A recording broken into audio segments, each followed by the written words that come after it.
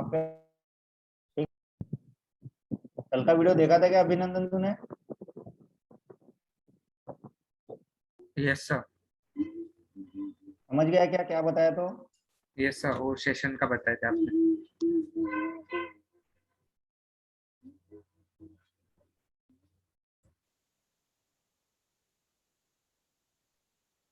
Sir मी हे काल तुम्ही जे सांगितलं ते करून बघितलं, पण त्यामध्ये जे ऍडमिनचं येते ना, त्यामध्ये आपण user name is equal to admin आणि पासवर्ड पण तिथे शो होते, पण माझ्या याच्यात सर नलच दाखवते दोन्ही व्हॅल्यू.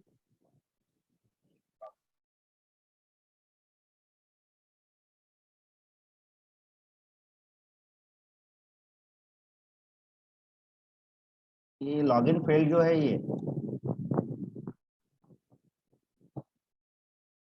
मुझे ना ये फॉर्म पे ही दिखाना है। अभी मुझे मिल रहा है लॉगिन फेल्ड, बराबर है।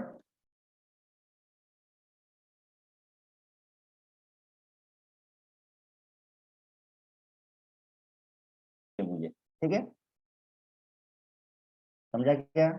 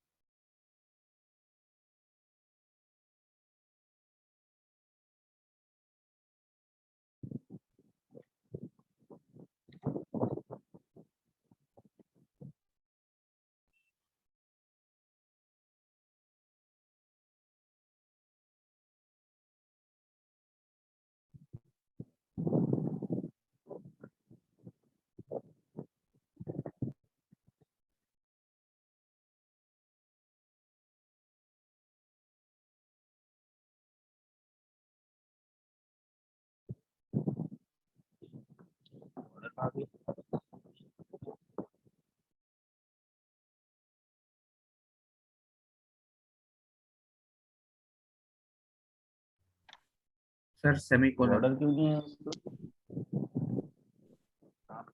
सर पैडिंग के बाद में आपने ये नहीं दी सेमीकोलन। नहीं होगा क्या है? बॉर्डर कितना चाहिए मुझे? ये पिक्चर चाहिए।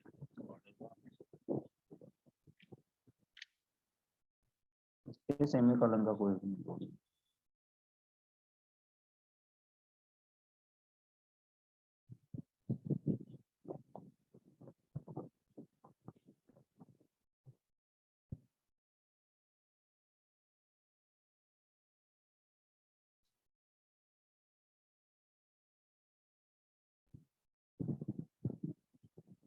बॉर्डर स्टाइल लगाना पड़ेगा,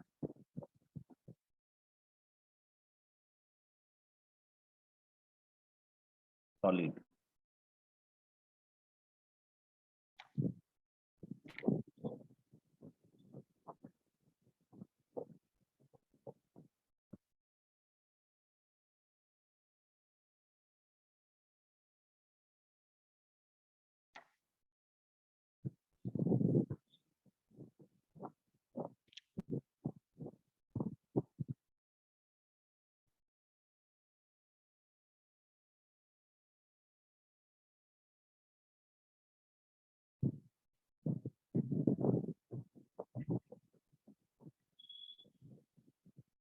प्रॉपर्टी क्यों नहीं आ रही बॉर्डर स्टाइल?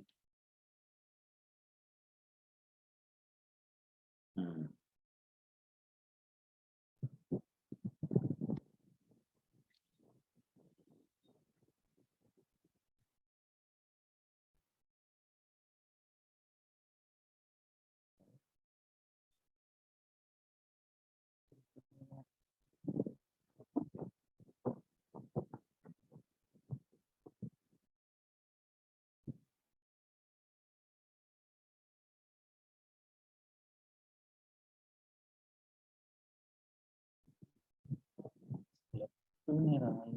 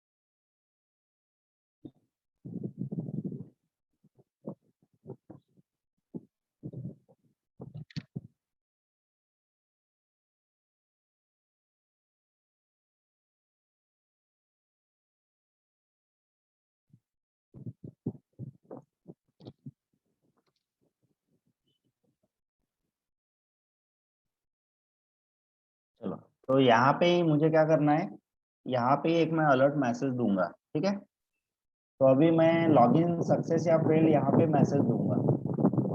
इसके लिए क्या करूंगा, मैंने यहाँ पे देखो div लगाया है फॉर्म, तो फॉर्म के अंदर मैं div ले रहा हूँ, क्लास कौन सा, अलर्ट, अलर्ट डेंजर,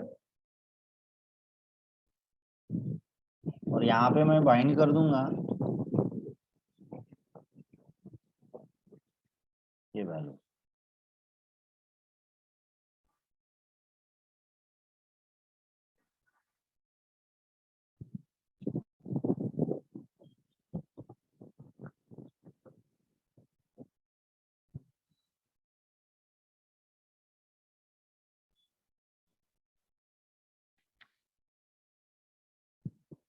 और ये जो कोड है मुझे यहाँ से हटा के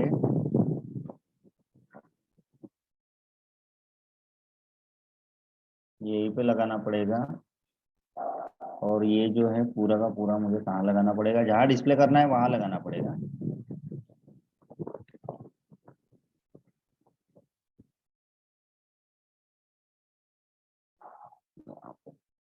ठीक है, समझ गया क्या? तो सेशन लॉग मैं यहाँ लगा रहा हूँ, देखेंगे कैसे।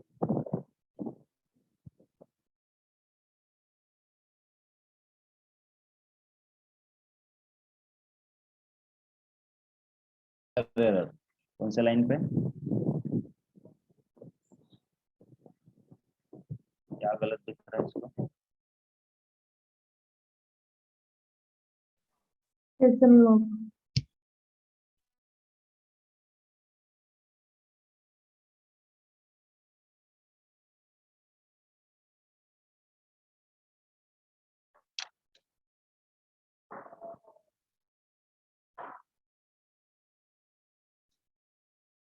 वो परसेंटेज साइन कहाँ पे छूटा?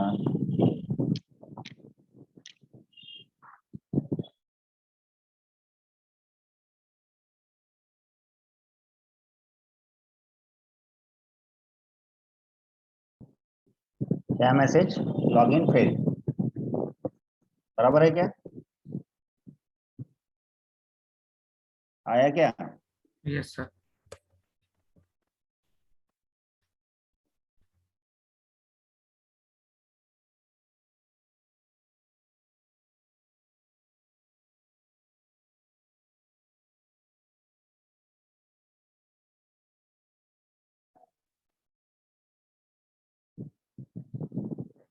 तो मैसेज इज लॉगिन फेल। ठीक है, तो बहुत सारे वेबसाइट पे आपने देखा होगा कि इस तरह से आता है, आता है ना? Yes sir.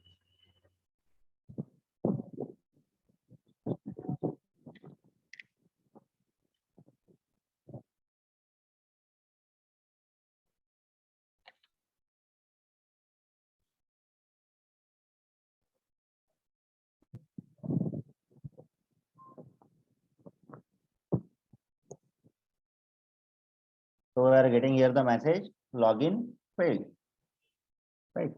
तो ये एक ऐसा भी दे सकते हो आप, ठीक है। तो कितने प्रकार से मैंने वे बताया तुमको ये मैसेज देने का।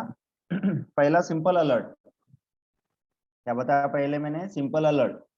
दूसरा कि ये टेक्स्ट फील्ड में यहीं पे कैसे आप मैसेज डिस्प्ले करोगे, राइट। अभी और एक वे मैं बता रहा हूँ। तो एक स्वीट अलर्ट डॉट जेएस है, तो मैंने सर्च किया गूगल में कौन सा, स्वीट अलर्ट डॉट जेएस, और इसके ऑफिशियल वेबसाइट पे जाना है, स्वीट अलर्ट, यस, ये वाले। क्या सर्च किया, समझा क्या मैंने? Yes sir. ये सीडीएन ले रहा हूँ मैं अभी यहाँ से। अगर आपको अलर्ट मैसेज देना है तो you can use this sweet alert. तो अभी मैं सीडीएन इसका डाल दे रहा हूँ। अगर अभी ये सीडीएन डालता हूँ मैं तो इसके मैसेजेस देखो कैसे आते हैं। ये इसके अलर्ट मैसेज इसने दिए हुए। एग्जाम्पल, जैसे अगर सवाल में हेलो वर्ल्ड लिखता हूँ तो ये ऐसा आएगा, अगर ऐसा लिखता हूँ तो ये ऐसा आएगा। अगर ये वाला देता हूँ एरर, सक्सेस और इन्फो, तीन टाइप का मैं दे सकता हूँ। वार्निंग, चार टाइप, वार्निंग, एरर और सक्सेस। तो ये इस तरह से देगा, ठीक है। अगर इसकी वैल्यू चेंज करोगे तो उसके हिसाब से ये देगा। तो इसको मैं कॉपी करता हूँ। अलग अलग टाइप के हैं, जैसे भी आपको चाहिए। ये और यस, प्रोमिसेस अगर आपको चाहिए तो रिटर्न वैल्यू वाले भी आप कर सकते हो। इसमें रिटर्न वैल्यू इज ट्रू, तो ये रिटर्न वैल्यू भी देता है। अगर उसकी वैल्यू अगर ऐसी आती है तो क्या करना है आपको,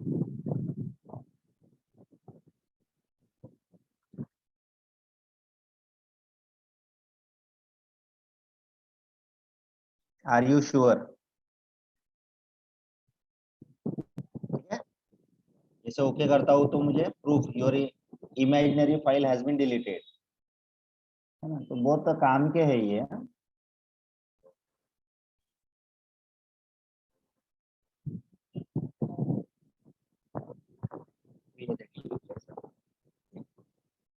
रिपीट, तो ये रिटर्न वैल्यू क्या आता है उसके हिसाब से आप कोड मैनेज कर सकते हो।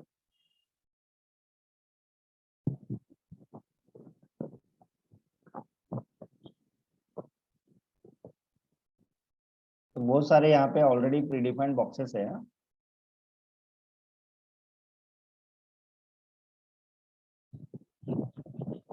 तो मैंने क्या लिया, सवाल लिया है,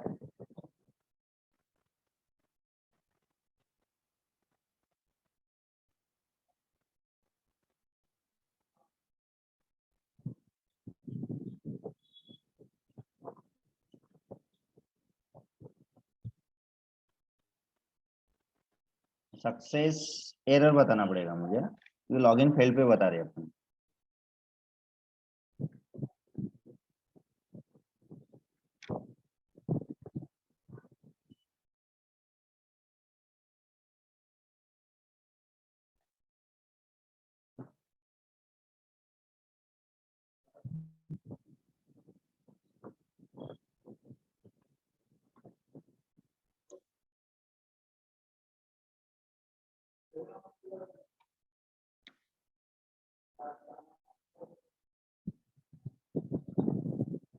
क्या है, गुड जॉब भी निकालना पड़ेगा यहाँ।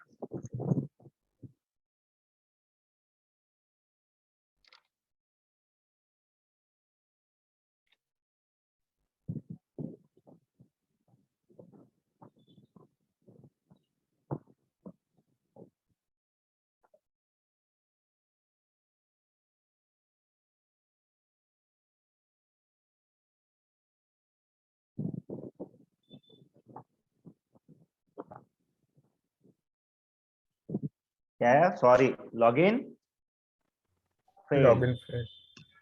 तो अलर्ट देना है तो ये वाले बॉक्स दो, बराबर है। Yes sir. तो समझ गया क्या सेशन का यूज कैसे क्यों करेंगे अपन। Yes sir.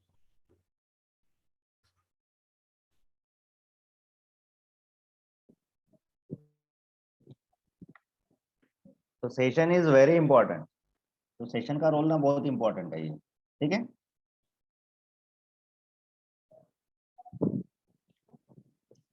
तो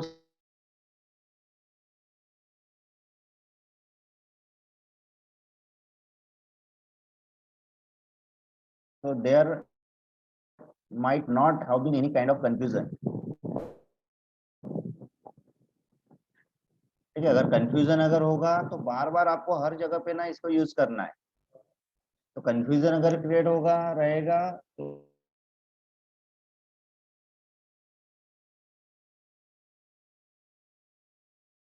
5 इम्प्लिसिट ऑब्जेक्ट देखे जिसके बारे में सेशन के बारे में अपन ने बहुत डिस्कशन किया है, because that is again a very important, ठीक है।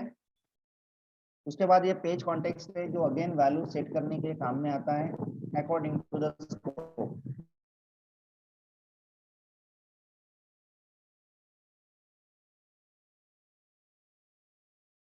है जिसका क्लास है कौन सा, पेज कॉन्टेक्स्ट, और page context object can be used to set, get और remove the attribute from one of the following scope, ठीक है। यानी सेशन जैसा ही काम है इसका, पेज, रिक्वेस्ट, सेशन और एप्लीकेशन।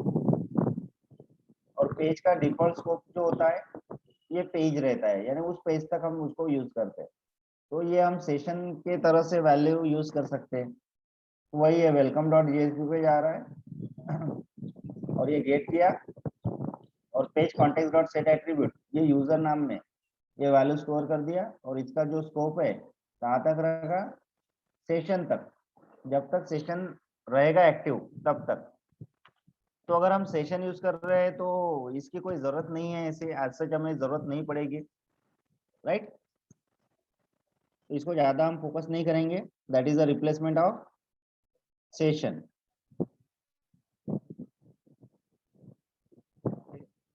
फिर एक ऑब्जेक्ट है पेज, ठीक है। तो प्रैक्टिकली ऐसा पेज जो है ये वाला ऑब्जेक्ट भी हम यूज नहीं करते, तो सिर्फ ध्यान में रखना है पेज ये जो ऑब्जेक्ट है it is a implicit object which is derived from the object class. ये ऑब्जेक्ट क्लास का ऑब्जेक्ट है, right, and this object is assigned to the reference of auto generated servlet class. तो ये reference देता है किसका, auto generated servlet class. तो servlet हमारा जावा क्लास होता है, ठीक है। अगर इसको लिखना है तो ऑब्जेक्ट का ये रेफरेंस लिया, then this for using this object it must be cast to servlet type. तो ये सर्वलेट टाइप में कास्ट करना पड़ता है क्योंकि ये सर्वलेट को सपोर्ट करता है। तो इसी में ही दिया है कि it is the type of object class, इसलिए ये it is use less used because you can use this object directly in JSP, ठीक है, इसलिए ये बहुत कम यूज होता है। और लास्ट वाला जो ऑब्जेक्ट है ये है exception as a implicit object. क्या है ये, exception as a implicit object.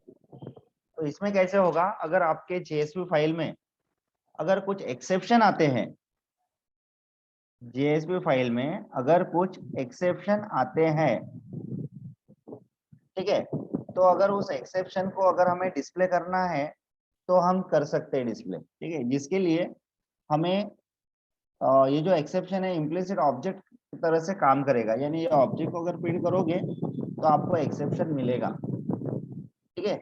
जैसे अगर आपको एरर आता है तो ऐसा ट्रेसिंग वाला पेज आता है, जैसे अभी आया था अपने को, देखो अभी इसके पहले अपन ने जो ट्राई किया था ना, तो उसमें ना एक एक्सेप्शन वाला आया था आउटपुट में, राइट। तो it is not the good idea कि अगर कुछ एक्सेप्शन आता है तो यूजर को हम ना ऐसे फॉर्मेट में एक्सेप्शन दिखाएंगे।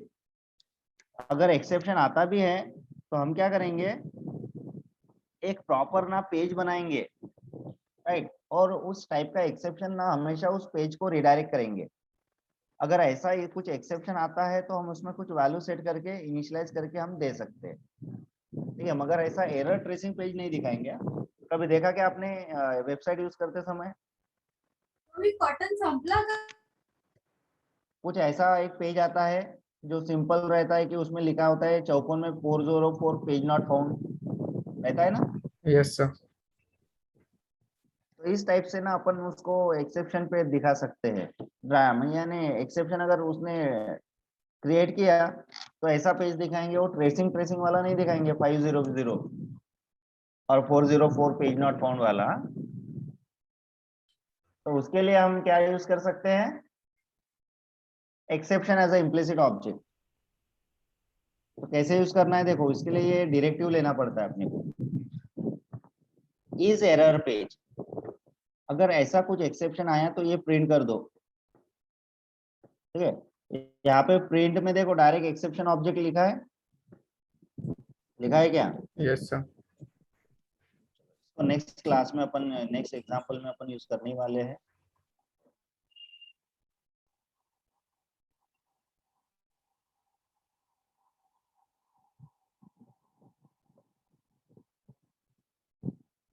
प्रेरित ने क्यों ज्वाइन किया?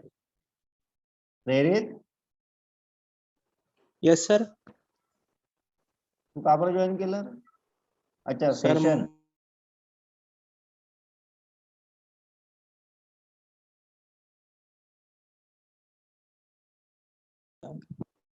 ठीक आहे. समजत आहे का? मग मी समजायला तर पाहिजे. समजत सेशन नाही. मध्ये यार काही एवढं काही इम्पॉर्टंट हे नाहीये. विनाकारण माहिती आहे तुम्ही लोक का बरं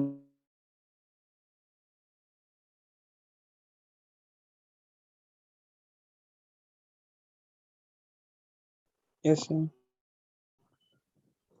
त्या स्कोप मध्ये कुठे आपल्याला समोर कामात येऊ शकते? अभिनंदन समजा क्या? Yes, sir.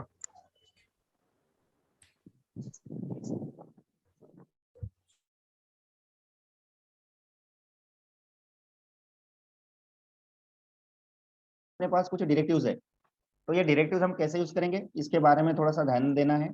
तो पेज डायरेक्टिव्स होते हैं, तो ऐसे बहुत सारे हमारे पास पेज डायरेक्टिव्स है, राइट। तो इसका सिंटैक्स इस तरह से होता है, परसेंटेज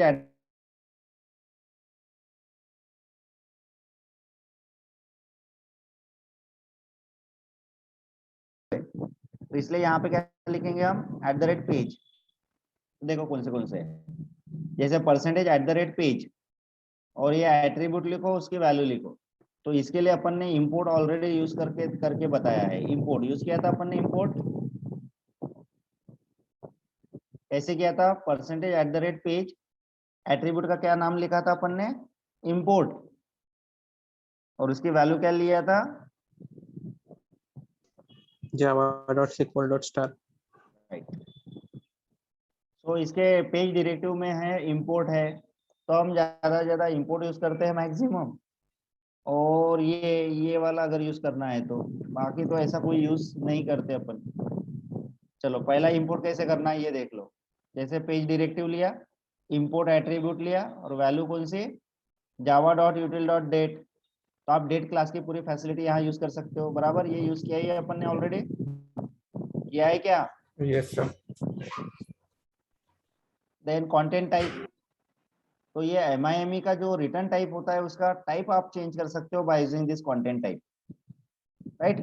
तो बाय डिफॉल्ट क्या रहता है कंटेंट टाइप का टाइप, ये वाला। और फॉर्मेट क्या कैरेक्टर सेट का, ये वाला ISO, ठीक है। अगर आपको चेंज करना है तो ये ऐसे चेंज करना पड़ेगा। कंटेंट टाइप दो, एप्लीकेशन और MS वर्ड। देन एक्सटेंड होता है पेरेंट क्लास यूज करने के लिए, तो ये कंसेप्ट अपन इसमें नहीं यूज करते, राइट। देन इन्फो, यानी बफर साइज वगैरह का इंफॉर्मेशन अगर तुमको सेट करना है, सॉरी इंफॉर्मेशन, अगर आपको इंफॉर्मेशन ऐसा कुछ सेट करके रखना है तो आप सेट करके रख सकते हो by using this info attribute, ठीक है। फिर यहाँ पे भी आपको चाहिए तो ये मेथड से, ओवरराइड मेथड से आप इसको कॉल कर सकते हो। बफर यानी साइज सेट करो।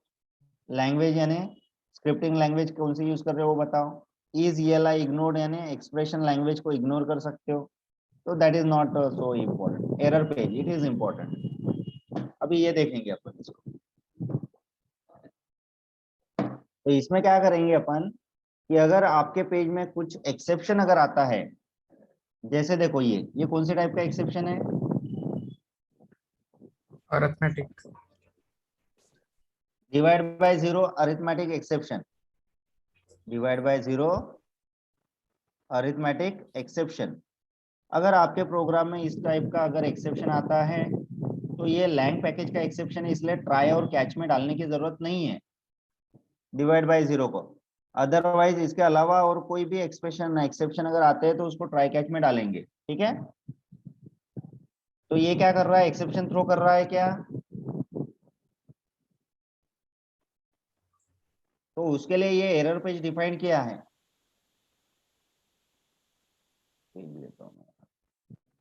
जैसे डेमो दे देता हूँ इसका, ठीक है।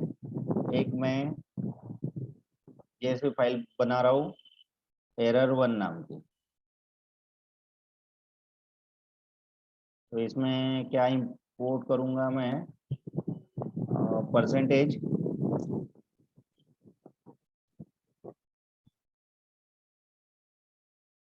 @ Include directive page attribute, attribute कौन सा, import इंपोर्ट, exception इंपोर्ट कैसे बोलता है, एरर पेज error है। Is equal to, you can give my error dot JSP. अगर एक्सेप्शन आता है तो ये पेज पे जाएगा, ठीक है।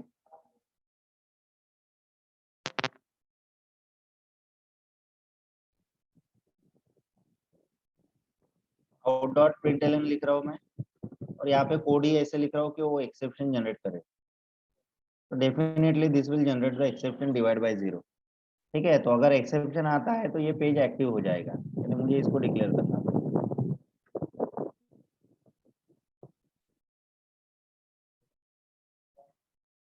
ठीक है, और इसमें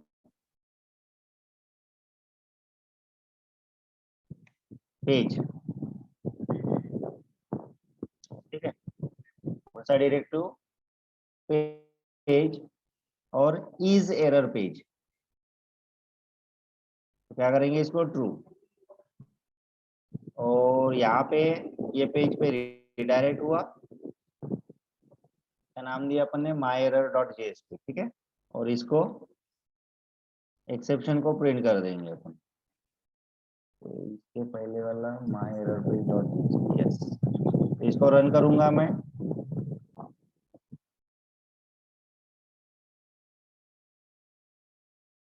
error1 कहाँ दे रहा है भाई,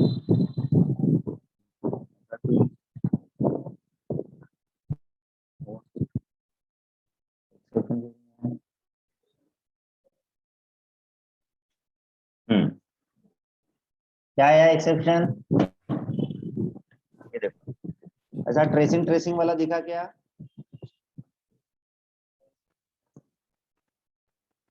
अरे ट्रेसिंग ऐसा पेज दिखा क्या। नहीं सर। अपन ने एक डिफॉल्ट पेज बनाया, वहां पे अपन रीजन दिखा देंगे क्या रीजन है, बराबर। Yes sir. तो उसके लिए अपन यूज करेंगे Java dot lang dot arithmetic exception, that is divide by zero. क्या है exception, divide by zero exception, right. Yes sir.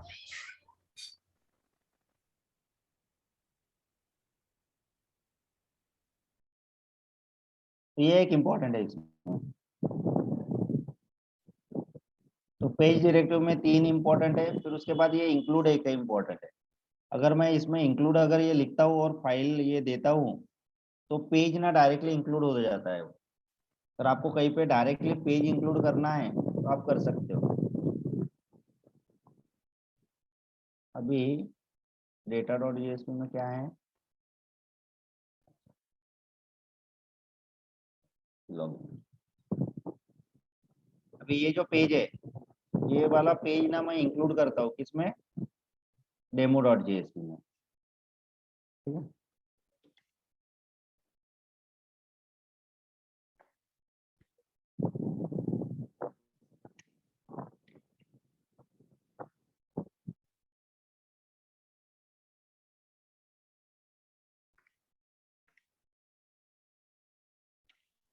अगर आपको क्लिक इवेंट पे चाहिए या कुछ भी चाहिए तो आप इसको इंक्लूड कर सकते हो।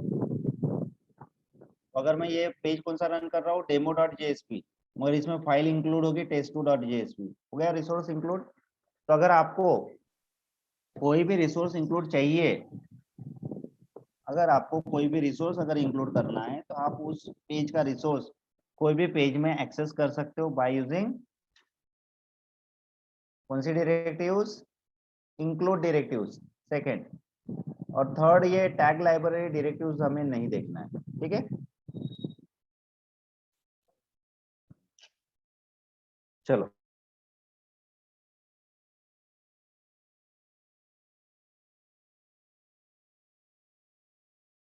आपको जानना इंपॉर्टेंट था, लाइफ साइकिल कैसे काम करती है जेएसपी के, उसके लिए कौन से एपीआई रिस्पॉन्सिबल है, कौन से रिक्वेस्ट पे काम करेगा, सर्वलेट कंटेनर कैसे काम करता है, फिर ये इम्प्लिसिट ऑब्जेक्ट, ये स्क्रिप्टलेट टैग क्या है,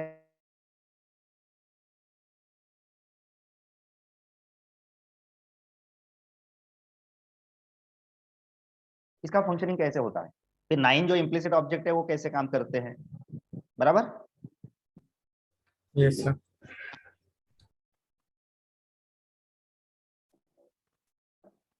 और ये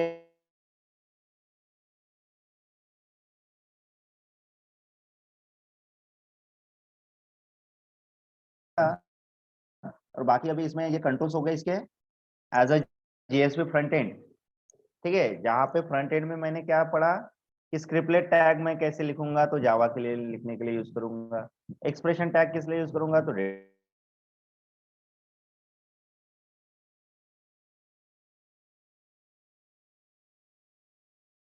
है, और ये जेएसपी डायरेक्टिव एलिमेंट भी हमें कुछ पता रहना चाहिए as a front end developer. Is it clear? Yes, sir. Yes, sir. तो एज अ अगर आपको प्रोजेक्ट कोई भी इम्प्लीमेंट करना है तो as a front end developer you should compulsorily know these things, आपको कंपल्सरीली ये चीजें पता होना ही चाहिए, तब जाके आप फ्रंट एंड पे चीजें मैनेज कर सकते हो।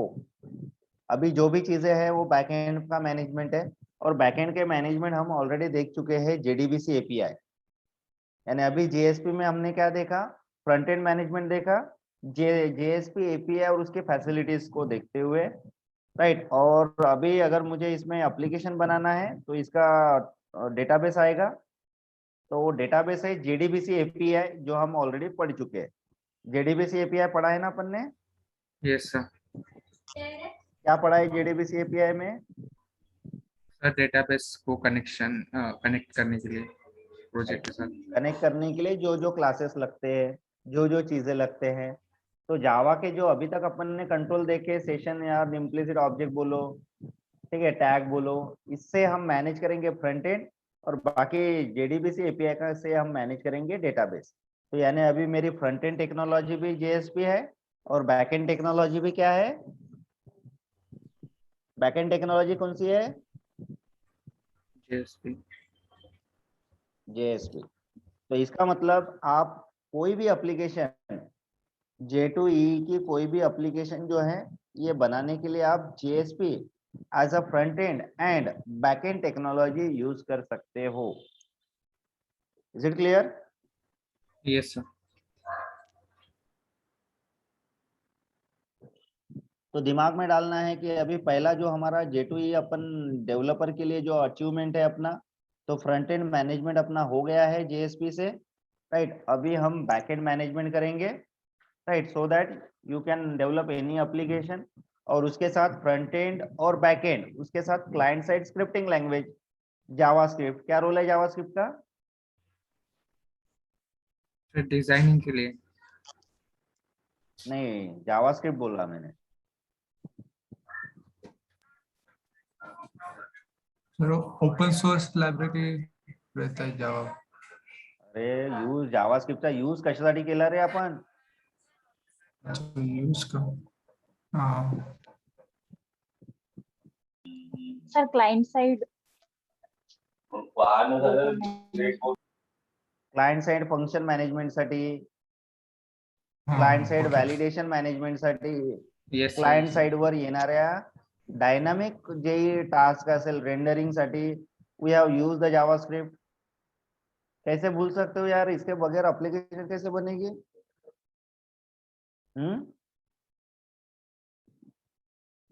चलो, next meeting will continue.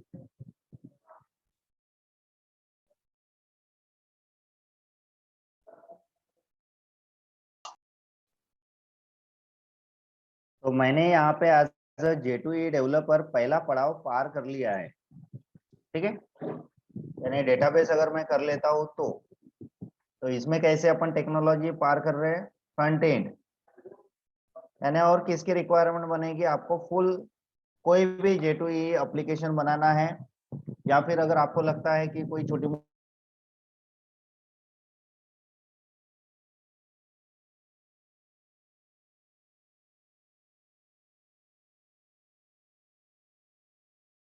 Backend में क्या है?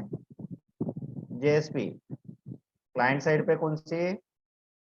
जावास्क्रिप्ट.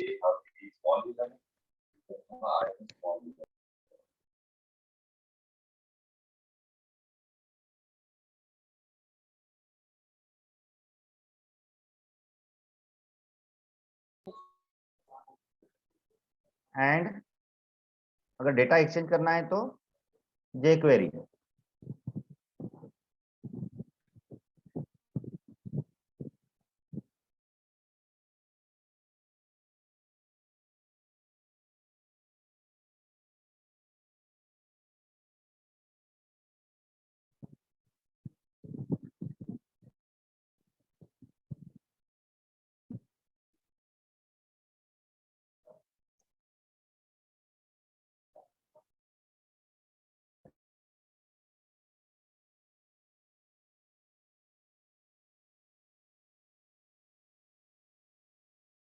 ठीक है, तो क्लाइंट साइड स्क्रिप्टिंग लैंग्वेज में जावास्क्रिप्ट वैलिडेशन वगैरह मैनेज करने के लिए, jQuery without refreshing data exchange करने के लिए. तो देखो, हर टेक्नोलॉजी के काम यहाँ अलग अलग है क्या?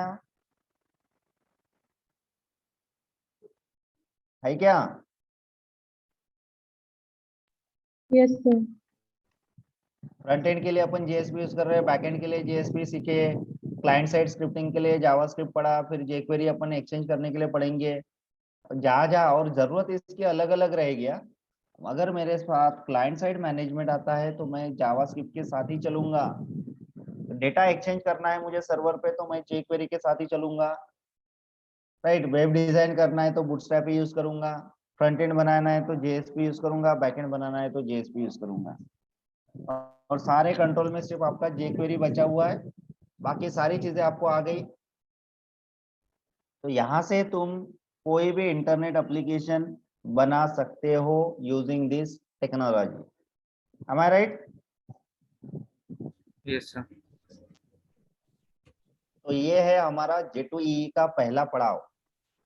ठीक है, फिर इसके हम ड्रॉबैक एनालाइज करते चलेंगे, और फिर इसमें हम एडवांस टेक्नोलॉजी का क्या रोल इम्पैक्ट होता है सिर्फ वो पढ़ते हुए चलेंगे.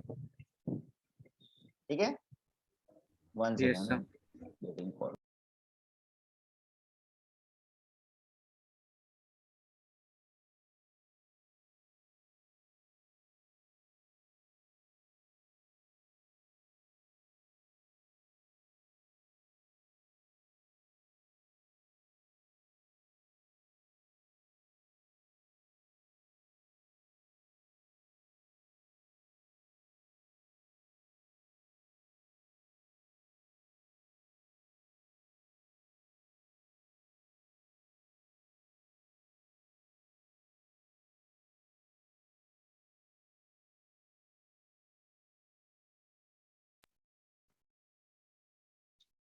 ओके, तो पहला पड़ाव अपना हो गया है, सिर्फ अभी अपने को एडवांस पड़ाव करना बचा हुआ है. ठीक है, तो डेटाबेस जैसे मैं बताऊंगा इसके बाद डेटाबेस आएगा, वैसे वैसे अपना काम शुरू होगा. राइट, तो अपना एम क्या था, अचीव करते हुए चल रहे हैं अपन बराबर.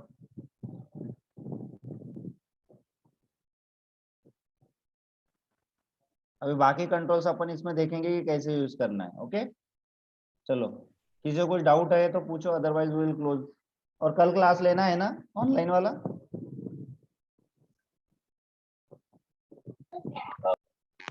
कल नहीं, मंडे। Yes sir. ऑनलाइन वालों को तो कोई प्रॉब्लम नहीं है, मंडे और ट्यूसडे दोनों दिन लेंगे अपन क्लास, ठीक है? Yes sir. और क्लास 7 बजे लूंगा मैं, क्योंकि बाकी बैच नहीं है मेरे पास। तो 7 is okay for you? Yes sir.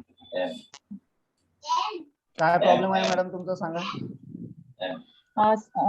Sir ते व्हॅल्यू न लिहित होती सर, त्यामध्ये बाकी सगळं झालेलं आहे त्यात, फक्त व्हॅल्यूज न आली.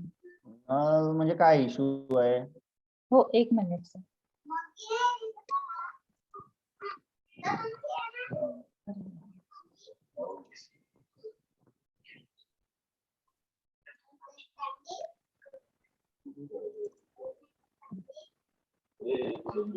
हा पेज सर जो तुम्ही टेस्ट 2 घेतला होता, तुम्ही demo2.jsp घेतला, यामध्ये रन केला, तर हे नल येत आहे. नल याच्यासाठी येत आहे की जो सेशन तुम्ही घेतलेला आहे ना, तो नल नाही झालेला आहे कुठेतरी, म्हणून नल येत आहे.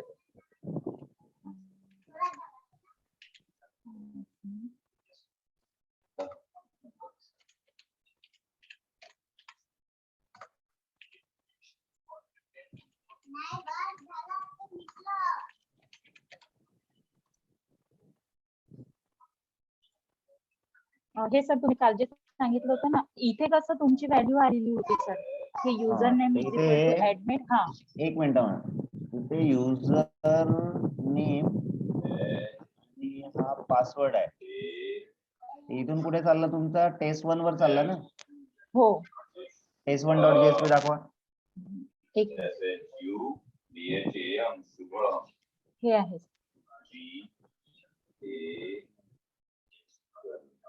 request dot get parameter username.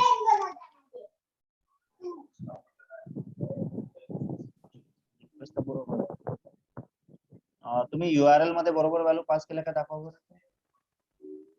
एक मिनिट.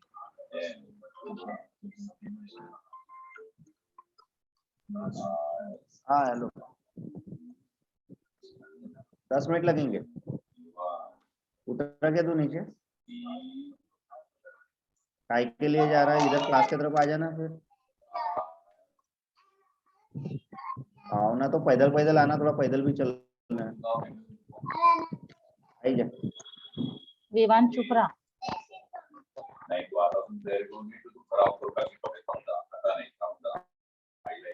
हा नाही पाहिजे मला. तुमचा कोणता कोड जिथे URL आला ना, ब्राउझर दाखवा.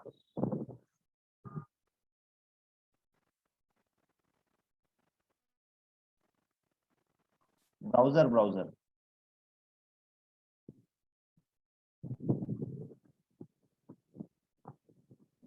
हे वाला कसं?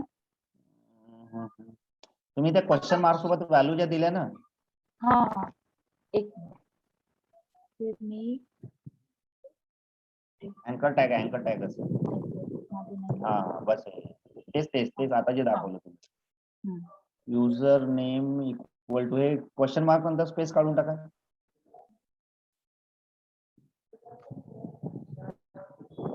अँड नंतर स्पेस काढा.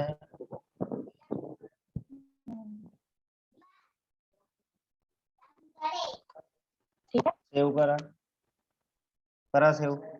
हा केलं सर. आता रन करा. सर URL मध्ये स्पेस नाही पाहिजे आहे ना? नाही.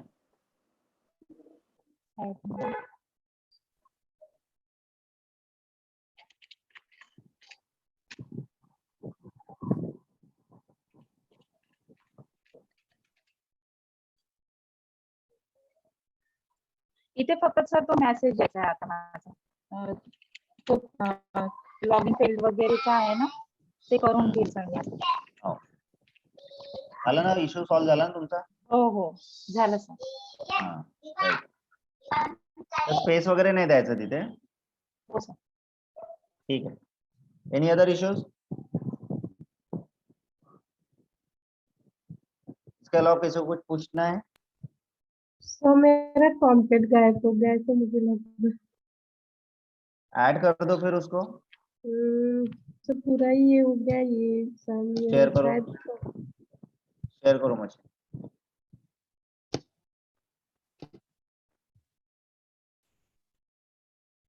ये सब ऐसे हो गया। शेयर हो रहा है।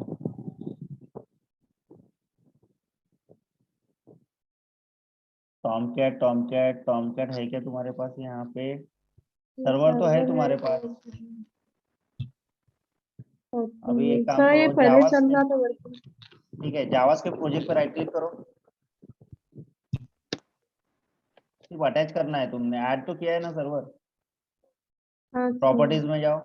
तो पहले ऐड भी था ये गायब पे क्यों आपने आप नहीं है ना, सर्वर है तुम्हारे पास, ये दिख रहा है ना सर्वर। प्रॉपर्टीज में जाओ,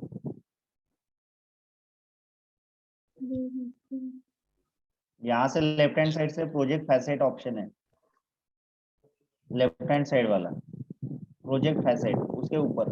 हाँ ये सर हाँ अप्लाई करूँ?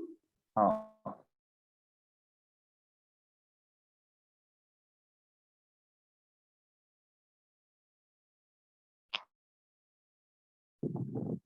तीसरा ब्लॉक राइट वाला, राइट राइट, उसका राइट वाला ब्लॉक, उसका राइट वाला block, right right right right, left जा रहा तुम्हारा कर्सर। हाँ उसके ऊपर रन टाइम्स है।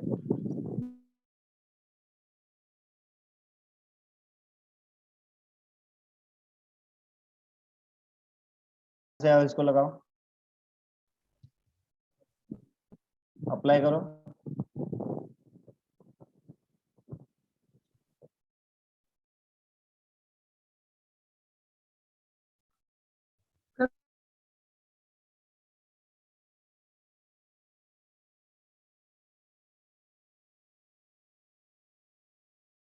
बताओ एक बार। तो नहीं गया। नहीं है, हाँ रन करके बताओ, तुमको रिमूव करके ऐड करना पड़ेगा सर्वर। ठीक है सर मैं याद करूँगा। ये सर्वर भी, इसको रिमूव करने का कैसे करोगे?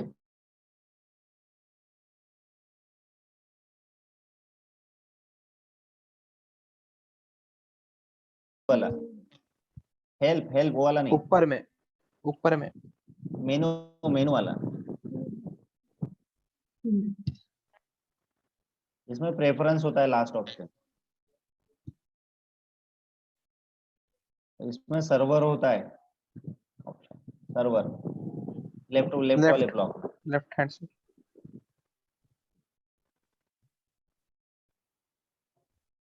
नहीं, इसमें एरो पे क्लिक करो, सर्वर के एरो पे, सर्वर के एरो पे पांचवा ऑप्शन लो, रन टाइम एनवायरनमेंट। इसको कहाँ है, यहाँ पे है ही तो नहीं सर्वर। तो क्या लिया, HTTP प्रीव्यू, तुम्हारा गलत रिव्यू ये आया है, रिव्यू इसको रिमूव कर दो, सिलेक्ट करके रिमूव मारो।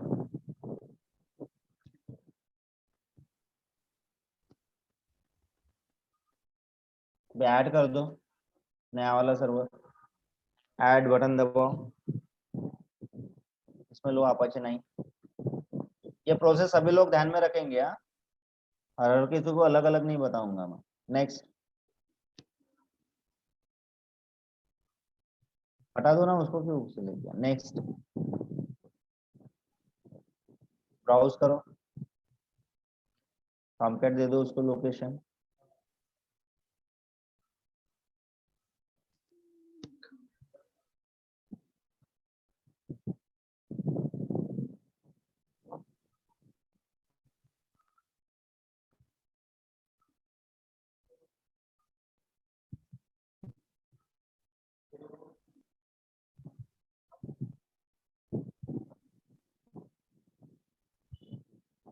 ये सिलेक्ट करो।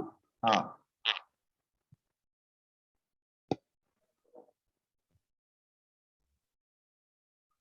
तो नहीं आया। अननोन वर्जन क्यों, अभी तक तो यही तो चलाया था।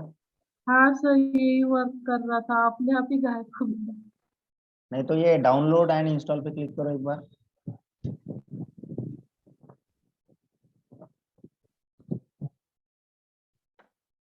फिनिश कर दो इसको, अभी सिलेक्ट करो।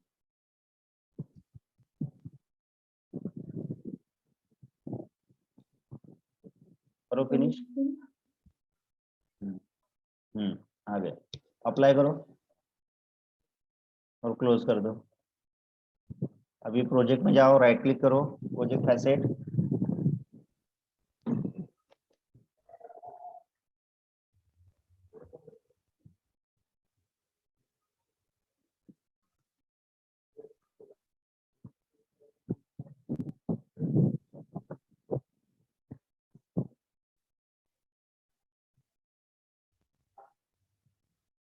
अप्लाई कर दो।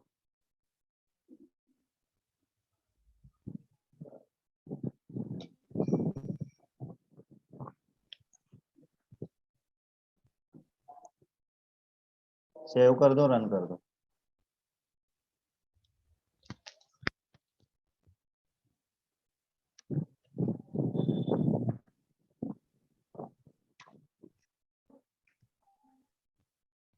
करो, रन करो, देखेंगे बाद में एरर आएगा।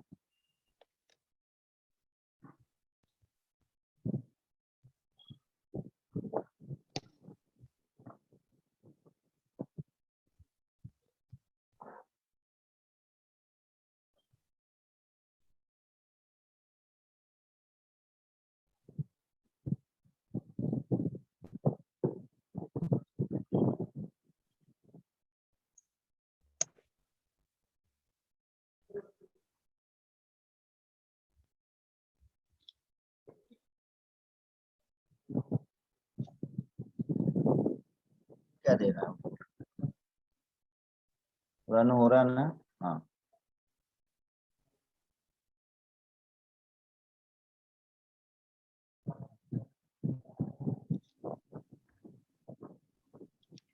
तो ये इंस्टॉल हो रहा है तुम्हारा अपाचे ऑनलाइन ना, क्योंकि अपन ने डाउनलोड के समय वो ऑनलाइन बोला था उसको। ठीक है, आ गया? हाँ।